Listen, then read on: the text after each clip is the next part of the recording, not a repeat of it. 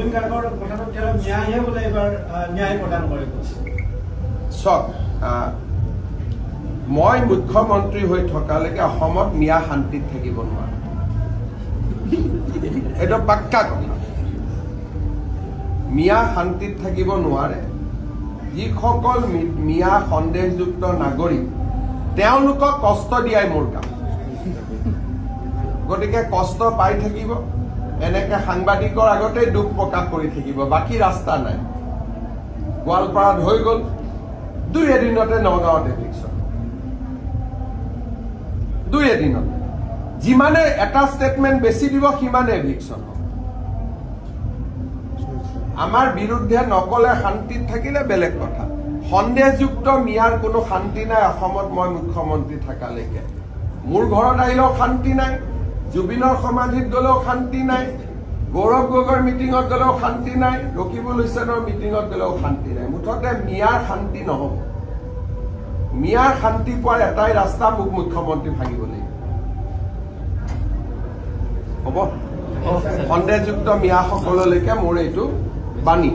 Sir বিহাৰত অসমৰ যিটো মডেল চলিল চৰকাৰ, সেইটো আজি মই বিহাৰত গৈছিলোঁ। সকলোৱে মোক ধন্যবাদ জনাইছে যে অসমৰ আঁচনিৰে বিহাৰত আমি ৰূপায়ণ কৰিছিলোঁ। বিহাৰৰ মহিলাসকলে খুব ভাল পাইছে। অসমৰ অৰুণোদয় ছত্তীশগড়ত চলি আছে, কৰ্ণাটকত চলি আছে, পশ্চিমবংগত চলি আছে, মহাৰাষ্ট্ৰত চলি আছে, মধ্যপ্ৰদেশত চলি আছে। অসমৰ পৰা এই আঁচনিবোৰ আমিয়ে গৈ প্ৰেজেণ্টেশ্যন দিছিলোঁ। এতিয়া অসমৰ সেল্ফ হেল্প গ্ৰুপক সহায় কৰা মডেল বিহাৰলৈকে গৈছে। অনাগত দিনত মই নিশ্চিত যে আন জেগাবিলাকতো যাব। সূৰ্য অসমৰ পৰা উত্তৰ পূৰ্বত উদয় হয়। গতিকে এতিয়া বিভিন্ন চৰকাৰী আঁচনিৰ কল্পনাও অসমৰ পৰা আৰম্ভ হৈছে। আৰু আজি যদি আপোনালোকে মোৰ টুইটত দেখিছে যে নতুন 3খন ক্ৰিমিনেল ল ইমপ্লিমেণ্টেশ্যনৰ কৰাৰ ক্ষেত্ৰতো অসম প্ৰথম হৈছে দেশৰ ভিতৰতে। আগতে অসমৰ নাম ক'বাত আছিল। খালি মোৰ এটাই দুখ, য'ত অসম যদি ক'বাত ফেইল কৰে বৰ ডাঙৰ কৰি নিউজ হয়। ষ্টেণ্ড কৰি পাছ কৰিলে নিউজটো নহয়, তেতিয়া মইহে অকল টুইটত দি থাকিব লাগে। আজি অসমৰ চাহ বাগিচা আৰু আদিবাসী সম্প্ৰদায়ৰ বাবে এটা স্মৰণীয় দিন। অসম চৰকাৰে চৰকাৰী চাকৰিত চাহ বাগিচা আৰু আদিবাসী জনগোষ্ঠীৰ লোকৰ বাবে 3% পদ সংৰক্ষণ কৰাৰ সিদ্ধান্ত লৈছিল। সেই সিদ্ধান্ত অনুসৰি আজি 372 গৰাকী শিক্ষক শিক্ষয়িত্ৰী LP ME পৰা আৰম্ভ কৰি গ্ৰেজুৱেট টিচাৰৰ পৰা পোষ্ট গ্ৰেজুৱেট টিচাৰলৈকে এই 3% সংৰক্ষিত আসনৰ বিপৰীতে নিযুক্তি পত্ৰ পাবলৈ সক্ষম হ'ল।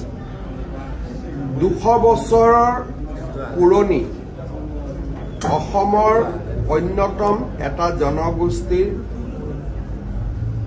প্ৰগতি আৰু উত্থানত আমাৰ চৰকাৰে লোৱা নিৰন্তৰ প্ৰয়াসৰ ই আন এক সফলতা। আজিৰ দিনটোত 372 গৰাকী শিক্ষক শিক্ষয়িত্ৰীয়ে নিযুক্তি পাইছে চাহ বাগিচাৰ সংৰক্ষিত কোটাত, আৰু ই সম্পূৰ্ণ মেধাৰ ভিত্তিত নিযুক্তি পাইছে। মই শিক্ষা বিভাগক ধন্যবাদ জনাইছো, মন্ত্ৰী ৰণোজ পেগুক ধন্যবাদ জনাইছো।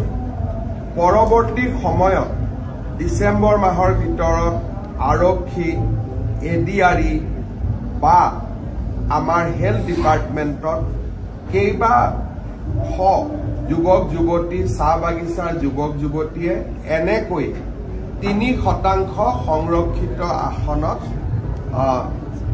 চাকৰি পাবলৈ সক্ষম হ'ব। আৰু তেওঁলোককো আমি এনেকৈ আনুষ্ঠানিক সভাৰ জৰিয়তে নিযুক্তি পত্ৰ বিতৰণ কৰিম, যাতে চাহ বাগিচা আৰু আদিবাসী জনগোষ্ঠীৰ মাজত এটা নতুন প্ৰেৰণাৰ সৃষ্টি হয়। এই অনুষ্ঠানৰ লগতে সংগতি ৰাখি বিনামূলীয়া নামভৰ্তিকৰণৰ বিপৰীতে মহাবিদ্যালয় আৰু বিদ্যালয়সমূহৰ পৰিচালনা সমিতি বা অধ্যক্ষসকললৈ আজি আমি প্ৰায় 132 কোটি টকা মুকলি কৰি দিছো। এই বছৰ অভূতপূৰ্বভাৱে ছাত্ৰ ছাত্ৰীসকলে বিনামূলীয়া নামভৰ্তিৰ সুবিধা গ্ৰহণ কৰিছিল। আজি আমাৰ কলেজ স্কুলত পঢ়ি থকা 100 জন ছাত্ৰ ছাত্ৰীৰ 80 গৰাকী ছাত্ৰ ছাত্ৰীয়ে বিনামূলীয়াকৈ নামভৰ্তি কৰা। তেওঁলোকে বিনামূলীয়াকৈ নামভৰ্তি কৰাৰ পিছত এই নামভৰ্তিৰ বাবে মহাবিদ্যালয়সমূহে পাবলগীয়া ধন চৰকাৰে উভতাই দিয়ে। এইবাৰ আমি যথেষ্ট বেছি টকা উভতাই দিবলগীয়া হৈছে, কিন্তু লগতে এটা আনন্দৰো দিশ এইটো যে বহুত ল'ৰা ছোৱালী এইবাৰ কলেজত এডমিশ্যন লৈছে। ৰাজহুৱা শিক্ষানুষ্ঠানৰ প্ৰতি ছাত্ৰ ছাত্ৰীসকলৰ ধাউতি বৃদ্ধি পাইছে। মই আশা কৰোঁ যে এই বিনামূলীয়া নামভৰ্তিয়ে ভৱিষ্যতলৈও আমাৰ দুখীয়া আৰু নিম্ন মধ্যবিত্ত সমাজখনক সহায় কৰি যাব। ভোটাৰ তালিকা নিৰ্বাচন প্ৰক্ৰিয়া আৰম্ভ হৈছে, কিন্তু বিহাৰ ইউপিৰ ভোটেৰে বিজেপি চৰকাৰ কৰিব। তাৰমানে তেওঁ ইনডাইৰেক্টলি ক'লে যে বিজেপিৰ চৰকাৰ হ'বই। মই তেওঁক ধন্যবাদ জনাইছো।